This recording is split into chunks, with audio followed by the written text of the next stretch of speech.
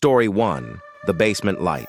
This happened 3 years ago during my sophomore year of college. My parents had gone on a week-long trip to visit relatives, and I volunteered to stay behind to look after the house and our dog, Max. We lived in a quiet suburban area surrounded by trees, peaceful during the day, but disturbingly silent at night. The first couple of nights were fine. I watched movies, ordered food, and stayed up late scrolling through my phone. But on the third night, something started to feel wrong. It was around 11:30 p.m. when I noticed it. I was lying in bed when I saw a faint glow coming from the bottom crack of my bedroom door. The hall light was off. I had turned off every single light before coming upstairs. The light was coming from the basement. Now, the basement switch was one of those old rotary knobs.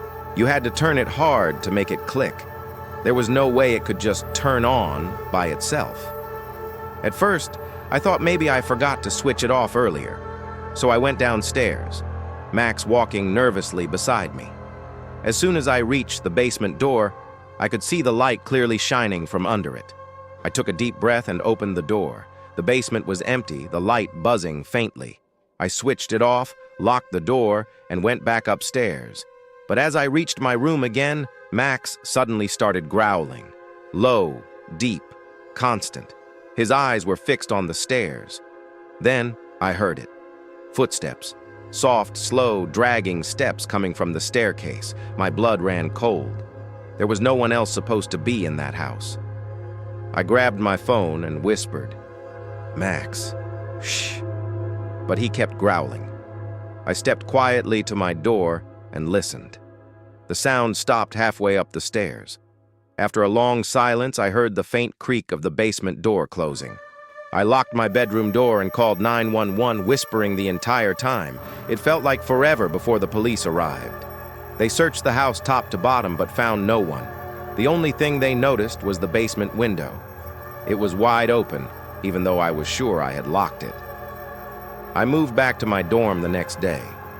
My parents changed every lock in that house, but I'll never forget the sound of those footsteps stopping halfway up the stairs.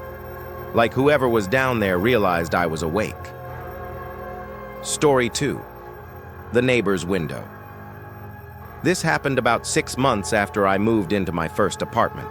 It was a small one-bedroom unit on the top floor of a quiet complex. I lived alone, and for the first few weeks, I honestly enjoyed the peace. That changed one night when I noticed someone watching me. It started simple. I'd catch a quick reflection in the glass whenever I was cooking or watching TV. I'd look toward the window and see nothing. I brushed it off as paranoia. Then one evening around 9 p.m., I saw it clearly. Someone was standing across the narrow parking lot, near the bushes, just staring at my window. They didn't move, didn't wave, just stood there. The light from the street lamp barely caught their silhouette, but I could tell it was a man, tall, maybe wearing a hoodie. I pulled the curtains shut immediately, my heart racing. I waited an hour before peeking outside again. He was gone. That night, I couldn't sleep. Every creak and sound made me jump. Around 2 a.m., I heard tapping on the window. It wasn't loud, just a slow, deliberate tap, tap, tap, like someone using their fingernail. I froze. My apartment was on the top floor. There was no balcony or ledge outside that window. The tapping stopped after a minute, followed by silence. I didn't sleep at all. The next morning, I checked outside in daylight. There were faint smudges on the glass, like fingerprints. I called my landlord and told him what happened. He promised to install new security lights around the building. But that night, the same man was standing across the lot again. This time, closer.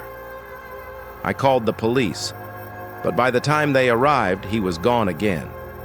2 nights later, I woke up to the sound of something sliding. The window latch. I turned on the light and my stomach dropped. The window was halfway open.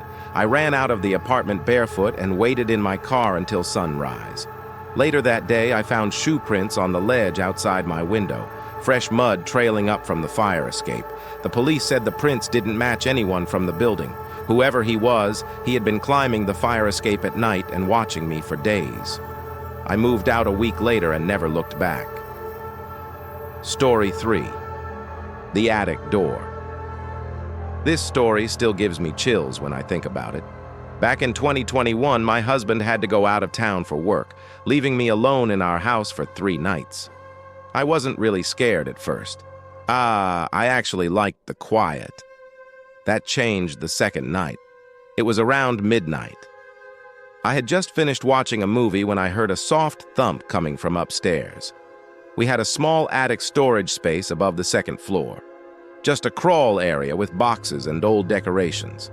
The only way to access it was through a pull-down ladder in the hallway.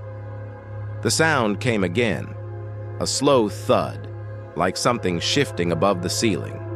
I assumed maybe a squirrel or raccoon got in somehow, so I ignored it. But then, around 2 a.m., I woke up to the faint sound of footsteps directly above my room. I froze under the covers, staring at the ceiling. They were slow, cautious footsteps, not animal noises. They stopped right over where I was lying. After a few minutes, the sound faded. I convinced myself it was my imagination and eventually fell asleep. The next morning, I went into the hallway and looked up. The attic door was open about an inch. I stared at it for a full minute, not believing what I was seeing. My husband had been the last one to use it, months ago, and it always stayed latched. I grabbed a broom and carefully pushed the ladder open. The attic was dark, but I could see faint impressions in the dust, footprints. Someone had been moving up there. I quickly closed it back and called my neighbor, who came over to check.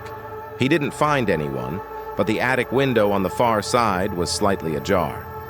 That night, I slept with every light on and my phone in my hand. At around 3:30 a.m., I heard the same slow creak of the attic ladder being pulled down. I didn't wait. I ran out of the house barefoot, jumped in my car, and drove straight to my sister's place across town. When police arrived the next morning, they found the attic ladder fully extended. And on the kitchen counter, directly below it, was a half-empty bottle of water that wasn't mine. The detective said it looked like someone had been hiding up there, maybe a squatter or a burglar waiting for the right time. To this day, I still don't know how long they were living above me, listening, watching, waiting. Outro voice tone, calm, unsettling pause. Being home alone can feel safe until you realize how easily it can change. Sometimes the sounds you ignore, the lights you dismiss, or the shadows you shrug off aren't just in your head. They're waiting,